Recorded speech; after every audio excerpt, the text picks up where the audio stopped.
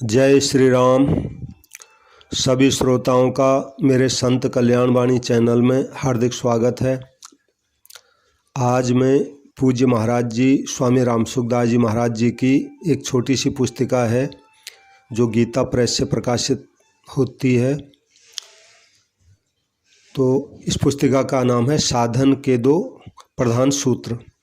साधन के दो प्रधान सूत्र। जो साधक हैं, भगवान को प्राप्त करने के लिए साधन करते हैं, उनके लिए महाराज जी ने साधन के दो प्रधान सूत्र इसमें बताए हैं। इसमें से एक उनका जो प्रवचन था साधकों के लिए ही, इसी पुस्तिका के अंदर साधकों के लिए, उसकी वीडियो मैंने पहले बना दी है 1 महीने पहले, साधकों के लिए के नाम से। तो आज ये दूसरा प्रवचन है, साधन के दो प्रधान सूत्र। इस विषय में महाराज जी ने जो बात कही है वो मैं आपके आगे रख रहा हूँ। तो पूज्य महाराज जी स्वामी राम सुखदास जी महाराज जी के चरणों में प्रणाम करके मैं उनकी कही हुई बात आपके आगे रख रहा हूँ। महाराज जी कहते हैं, श्री हरि 84 लाख योनियों में भटकते हुए जीव को परमपिता परमात्मा और अपनी अहेतुकी कृपा से बीच में ही मानव शरीर प्रदान करते हैं। यानी भगवान हम लोगों को 84 लाख योनियों में भटकते हुए ही, यानी कर्म अभी पूरे हुए नहीं, लेकिन बीच में ही भगवान मनुष्य शरीर दे देते हैं कल्याण के लिए। इस मानव शरीर को प्राप्त करके जीव सुगमता से अपना कल्याण कर सकता है। इसलिए गोस्वामी जी महाराज ने कहा है श्री रामचरितमानस में, बड़े भाग मानुष तनु पावा, सुर दुर्लभ सब ग्रंथ निगावा, साधन धाम मोक्ष कर द्वारा, पाई न जही परलोक सवारा। श्री रामचरितमानस के उत्तरकांड का 43वें दोहे की ये चौथे नंबर की चौपाइयाँ हैं। तो भगवान ने तो इसलिए मानव शरीर प्रदान किया कि जीव संसार बंधन से छूटकर सदा के लिए कृत्य, ज्ञात ज्ञातव्य और प्राप्त प्राप्तव्य हो जाए। परंतु दुख की बात है कि मनुष्य अपने उद्देश्य से विमुख होकर भोग तथा संग्रह में लग गया। कभी कोई मनुष्य संत कृपा अथवा भगवत कृपा से साधन में लग भी जाता है तो उसमें दृढ़ निश्चय की कमी है। दृढ़ निश्चय के बिना उसका जीवन साधनमय नहीं बन पाता। जीवन साधनमय न बनने के कारण वह कोरी बातें सीखकर वक्ता अथवा लेखक तो बन सकता है, पर परम शांति नहीं प्राप्त कर सकता। जीवन को साधनमय बनाने के लिए यह आवश्यक है कि साधक इन दो बातों को दृढ़तापूर्वक स्वीकार कर ले। अब जो दो बातें हैं, साधन के जो प्रधान सूत्र हैं, यानी दो बातें हैं, उनको महाराज जी बताते हैं। तो इनमें पहली बात तो यह है कि मेरा कुछ भी नहीं है, मेरे को कुछ भी नहीं चाहिए और मेरा किसी से कुछ भी संबंध नहीं है। यानी संसार में मेरा किसी से कोई संबंध नहीं है। और दूसरी बात है, तो पहली बात तो हो गई नकारात्मक वाली, यानी निषेधात्मक साधन। तो ये निषेधात्मक साधन जो होता है ये विद्यात्मक साधन से तेज होता है। तो पहले तो महाराज जी के कहने का मतलब ये है, जो भी साधन कर रहे हैं उनको ये बात पक्की जो है स्वीकार कर लेनी चाहिए, मेरा कुछ भी नहीं है, मेरे को कुछ भी नहीं चाहिए और मेरा किसी से कुछ भी संबंध नहीं है। अब विद्यात्मक दूसरा साधन है, मेरे भगवान ही, केवल भगवान ही मेरे अपने हैं। यानी पहले निषेधात्मक साधन है और दूसरा विद्यात्मक साधन है, केवल भगवान ही मेरे अपने हैं। अब महाराज जी कहते हैं, पहली बात संसार से संबंध विच्छेद कराने वाली है और दूसरी बात भगवान की प्राप्ति कराने वाली है। पहली बात को दृढ़ता से स्वीकार करने से मुक्ति और दूसरी बात को दृढ़ता से स्वीकार करने से भक्ति की सिद्धि हो जाती है। यानी इन दो बातों में एक भी बात में अगर कोई दृढ़ता से स्थित हो जाए तो पहली बात से निषेधात्मक साधन से उसकी मुक्ति हो जाएगी, और केवल भगवान ही मेरे अपने इस बात में अगर वो दृढ़ हो जाए तो इससे भक्ति की सिद्धि हो जाती है, यानी वो भक्त बन जाएगा भगवान का। अतः विवेक प्रधान साधक पहली बात को स्वीकार करे। परिणाम में दोनों ही प्रकार के साधक कृत्य, ज्ञातव्य और प्राप्तव्य हो जाएंगे। उनका मनुष्य जन्म सफल हो जाएगा। इन बातों को सीखना नहीं है, प्रत्युत स्वयं से स्वीकार करना है। सीखी हुई बात की विस्मृति हो सकती है, विस्मृति यानी भूलना हो सकती है, परंतु स्वीकार की गई बात की विस्मृति नहीं होती। अब यह शंका पैदा होती है कि जब मेरा कुछ भी नहीं है तो फिर माता पिता की सेवा क्यों करें, वस्तुओं की रक्षा क्यों करें। जब मेरे को कुछ नहीं चाहिए तो फिर अन्न जल की क्या आवश्यकता है। जब मेरा किसी से कुछ भी संबंध नहीं है तो फिर दूसरों की सहायता क्यों करें, सेवा क्यों करें। जब केवल भगवान ही मेरे अपने हैं तो फिर पति की सेवा क्यों करें। इन सब शंकाओं का मूल कारण यह है कि साधक उपर्युक्त दोनों बातों को शरीर के साथ एक होकर स्वीकार करता है। शरीर के साथ मैं मेरे का संबंध यानी तादात्म्य ही बंधन का मूल कारण है। इसलिए हमारे स्वरूप के विषय में गोस्वामी तुलसीदास जी महाराज ने कहा है, ईश्वर अंश जीव अविनाशी, चेतन अमल सहज सुख राशि। श्री रामचरितमानस के उत्तरकांड का 117वें नंबर के दोहे की ये पहली चौपाई है। तो महाराज जी कहते हैं ये जो चौपाई है, अब इस चौपाई पर विचार करते हैं। तो पहली बात है इस चौपाई की, ईश्वर अंश जीव। तो ईश्वर अंश जीव के संबंध में महाराज जी कहते हैं जीव स्वयं अंश है और परमात्मा इसका अंशी है। भगवान ने भी कहा है श्री गीता जी में, ममय वांसो जीवलोके, गीता जी के 15वें अध्याय के 7वें श्लोक में। जैसे भगवान सच्चित आनंद स्वरूप हैं, ऐसे जीव भी सच्चित आनंद स्वरूप है। जैसे सभी बेटों का माँ पर समान अधिकार होता है, ऐसे ही परमपिता परमात्मा पर मानव मात्र का समान अधिकार है। जैसे कोई राजकुमार मैं राजा का बेटा हूँ इस बात को भूलकर भीख मांगता है तो राजा को आश्चर्य के साथ साथ बड़ा दुख भी होता है।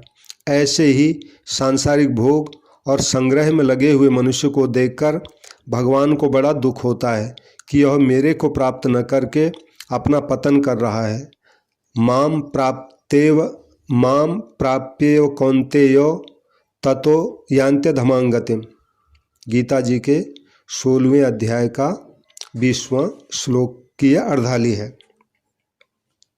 यानी भगवान वहाँ पे ये कहते हैं कि ये मेरा अंश हो के भी मुझको नहीं प्राप्त हो के अधोगति में चला जाता है। यान्त्य धमांग गतिम यानी अधोगति में चला जाता है।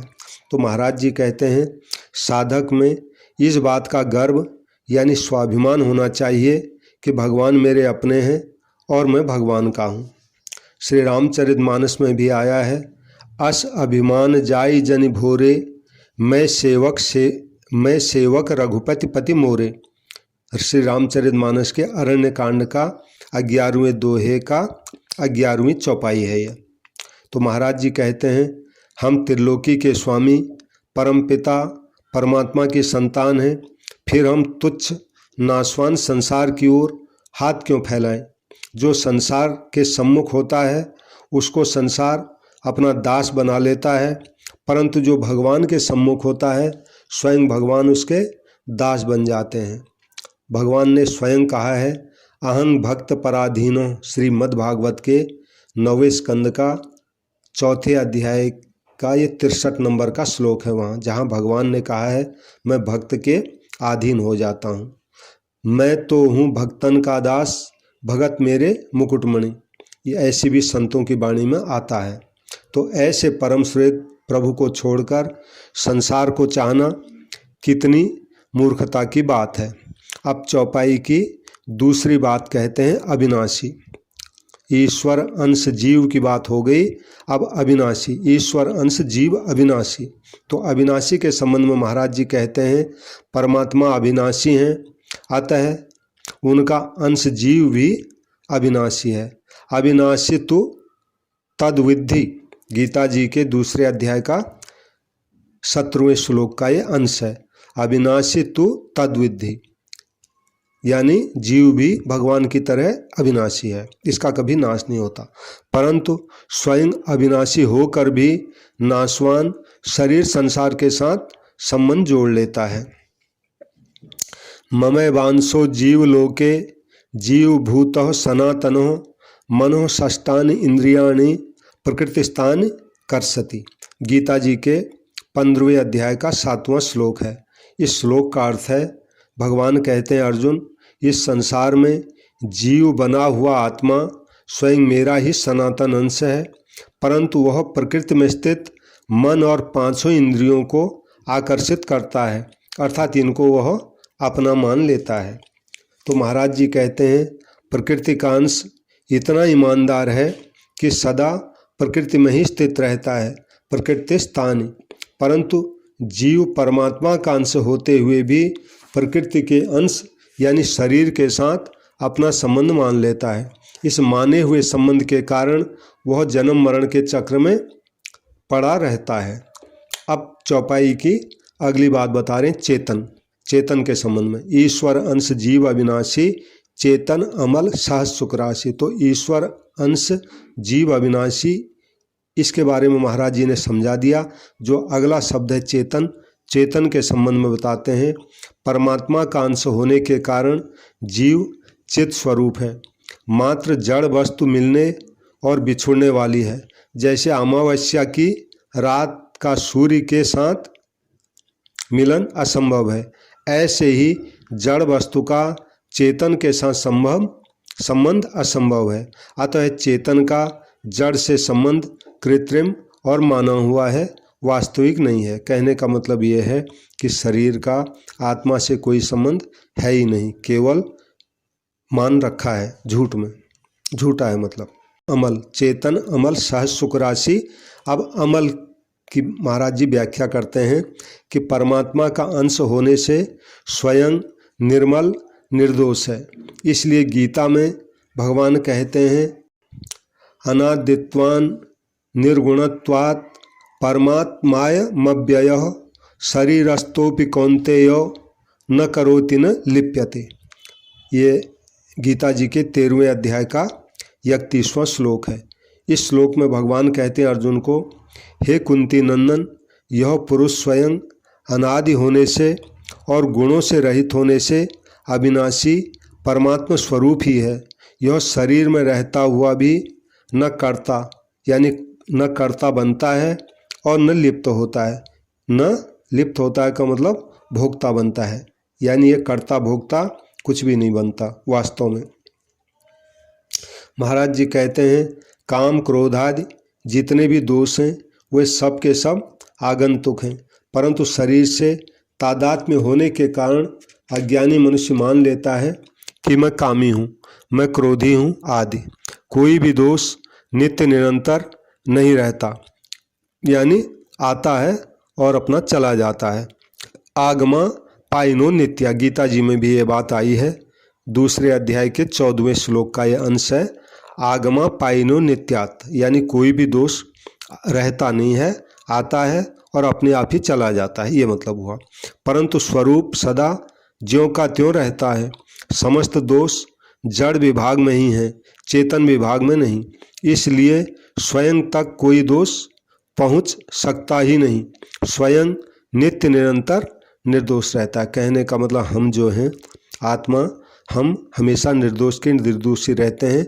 दोष शरीर में आता है, उसको हम अपने में मान लेते हैं, जो बिल्कुल झूठा है, ये मतलब हुआ। अब अगला है चेतन अमल सहज सुख राशि में आखिरी जो लाइनें हैं उनके बारे में महाराज जी बताते हैं सहज सुख राशि। सहज सुख राशि के संबंध में महाराज जी कहते हैं संसार दुख रूप है, गीता जी में भी आया है। ये ही संस प्रजा भोगा दुख योनव एवते, गीता जी के 5वें अध्याय का 22वां श्लोक है, इसमें ये बात आई है।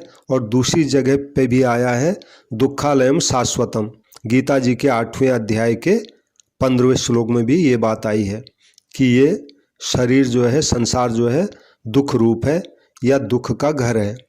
इस दुख रूप संसार के साथ मैं मेरेपन का संबंध मानकर ही जीव दुखी होता है। वास्तव में जीव परमात्मा का अंश होने से सुख की खान है। इसलिए शरीर संसार से संबंध विच्छेद होते ही साधक को अपने सहज अक्षय आत्यंतिक सुख का अनुभव हो जाता है। सौ ब्रह्म योग युक्तात्मा सुखमक्षय मश्नुते, गीता जी के 5वें अध्याय के 21वें श्लोक में ये बात भगवान ने कही है। और सुखम अत्यंतिकं यत्तद्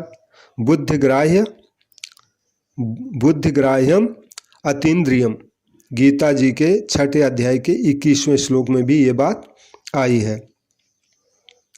जैसे घर में पारस होते हुए भी अज्ञानी मनुष्य द्वार द्वार जाकर भीख मांगता है, ऐसे ही स्वयं सुख की खान होते हुए भी मनुष्य सुख पाने की लालसा में सांसारिक भोग तथा संग्रह में लगा रहता है और परिणाम में महान दुख पाता है। परिणामे विस्मिव, गीता जी के 18वें अध्याय का 38वें श्लोक में भगवान ने ये कहा है जो भोग और संग्रह में लगा रहता है उसको अंत में विस्मिव यानी दुख ही मिलता है। महाराज जी कहते हैं संपूर्ण दुखों का मूल कारण है नाशवान सुख की कामना। कामना को छोड़े बिना कोई भी सुख नहीं पा सकता। सौ शांति मापनोति न काम कामी, गीता जी के 2 अध्याय का 70वें श्लोक है। तो सांसारिक सुख की कामना अभ्यास से नहीं मिटती, प्रत्युत पारमार्थिक सुख मिलने से मिटती है।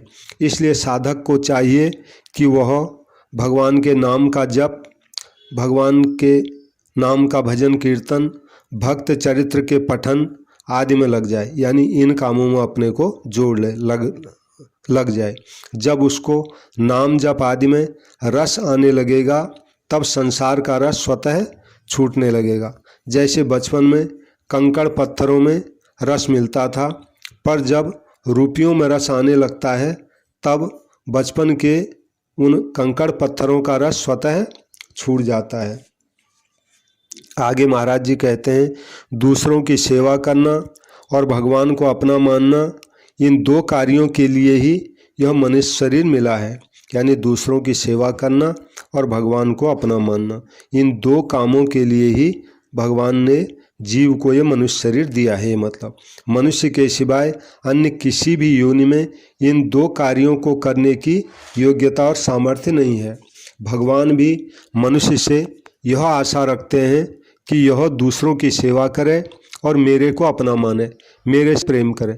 जैसे माँ अपने बेटे से पूछती है कि बता तू किसका बेटा है, तो बालक कहता है कि तेरा बेटा हूँ। यह सुनते ही माँ राजी हो जाती है। इसी तरह भगवान भी अपने बनाए हुए मनुष्य के द्वारा यह सुनना चाहते हैं कि वह मेरे को अपना कहे, मेरे से प्रेम करे। भगवान में अपनेपन के सिवाय प्रेम प्राप्ति का अन्य कोई भी उपाय नहीं है। यानी भगवान में अपनापन होना सबसे ऊंचा साधन है, ये मतलब हुआ।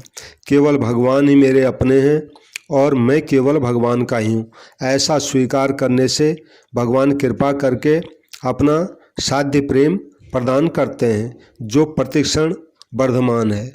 इस साध्य प्रेम की जागृति में ही मानव जीवन की पूर्णता है। साधक 2 प्रकार के होते हैं। पहला होता है मस्तिष्क प्रधान यानी विवेक प्रधान, और दूसरा होता है हृदय प्रधान यानी भाव प्रधान। तो विवेक प्रधान साधक विवेक पूर्वक संसार का त्याग करता है और भाव प्रधान साधक संसार को भगवत स्वरूप देखता है। कारण कि सब कुछ भगवान ही है, यह विवेक का विषय न होकर भाव का विषय है। जब तक विवेक रहता है तब तक सत और असत दोनों की सत्ता रहती है। इसलिए विवेक मार्ग के साधक सत्तत्व यानी परमात्मा को असत संसार से अलग करके देखता है। जब तक साधक की दृष्टि में भगवान और संसार दोनों अलग अलग रहते हैं तब तक उसके जीवन में अखंड आनंद नहीं आता। प्रत्युत कभी तो आनंद आता है और कभी निरस्ता आती है। कभी तो अपने साधन में बड़ी उन्नति दिखती है और कभी साधन में कोई लाभ नहीं दिखता। कारण यह है कि विवेक मार्ग में त्याज्य वस्तु असत की सूक्ष्म सत्ता बहुत दूर तक शांत रहती है, परंतु भाव प्रधान साधक की दृष्टि में सत असत परा अपरा के सहित सब कुछ एक भगवान ही है। यानी जो भाव प्रधान होता है उसके मन में ये बात पक्की बैठी रहती है कि जो कुछ भी है भगवान है, भगवान के सिवाय दूसरा कुछ है ही नहीं। परा अपरा सहित सब कुछ एक भगवान ही होते हैं। सद सच्चा हम गीता जी के 9वें अध्याय का 19वें श्लोक में ये बात आई है। और अप्रमेय मितस्त्वन्यांग प्रकृतिं विद्धि में पराम गीता जी के 7वें अध्याय के 5वें श्लोक में भी ये बात आई है। तो महाराज जी कहते हैं अतः उसकी दृष्टि में त्याज्य वस्तु कोई होती ही नहीं। त्याज्य यानी जैसे जो विवेक प्रधान साधक होता है ज्ञान मार्गी, उसके तो एक भगवान है दूसरा संसार है, दो बात रहती है। लेकिन जो भक्त है वो भाव प्रधान है, वो केवल भगवान देखता है, दो नहीं होती, केवल भगवान ही उसके भाव में रहते हैं। यानी वासुदेवः सर्वम गीता जी के 7वें अध्याय के 19वें श्लोक में ये बात आई है कि वासुदेवः सर्वम यानी सबसे ऊंची बात है संसार में ज्ञान की कि वासुदेवः सर्वम यानी एक भगवान ही सब कुछ है, भगवान के सिवा और कुछ नहीं है। तो महाराज जी अंत में कहते हैं ऐसे साधक को अखंड आनंद के साथ साथ भगवत कृपा से अनंत आनंद यानी साध्य प्रेम का अनुभव हो जाता है। यानी जो सब कुछ भगवान है इसको मानता है, इस पर दृढ़ रहता है, उसको भगवान का प्रेम मिल जाता है, प्रेम का अनुभव हो जाता है। यानी उसका जीवन कृत्य हो जाता है, प्राप्तव्य हो जाता है और ज्ञातव्य हो जाता है। यानी तीनों काम उसके एक साधन से हो जाते हैं। जय श्री राम। तो पूज्य महाराज जी का ये जो प्रवचन है ये उनके जीवन के आखिरी क्षणों का जो है प्रवचन है। इसमें उन्होंने जो भी जीवन में सीखा था उसका सार इस पुस्तिका में है। तो ये जो प्रवचन है ये महाराज जी के जीवन के सार स्वरूप है मतलब। तो इसको हम सबको हृदय से स्वीकार करना चाहिए और जहाँ तक बन सके इस पर आगे बढ़ना चाहिए ताकि हमारा जीवन सफल हो सके। जय श्री राम। पुनः सभी श्रोताओं से मेरी प्रार्थना है कि मेरा ये संत कल्याण वाणी चैनल है, इसको सब्सक्राइब करें और संत महात्माओं की कल्याणकारी वाणी इसको लाइक करें और इस वाणी का प्रचार हो तो इसको शेयर जो है ज़रूर करें। और पूज्य महाराज जी, पूज्य सेठ जी सदृश जो भगवत प्राप्त महात्मा हैं उनकी वाणी जितनी मुझसे हो सकेगी मैं अपने इस चैनल में सबके कल्याणार्थ अवश्य रखूँगा। सबको मेरा प्रणाम, सबको मेरा राम राम। जय श्री राम, जय श्री राम।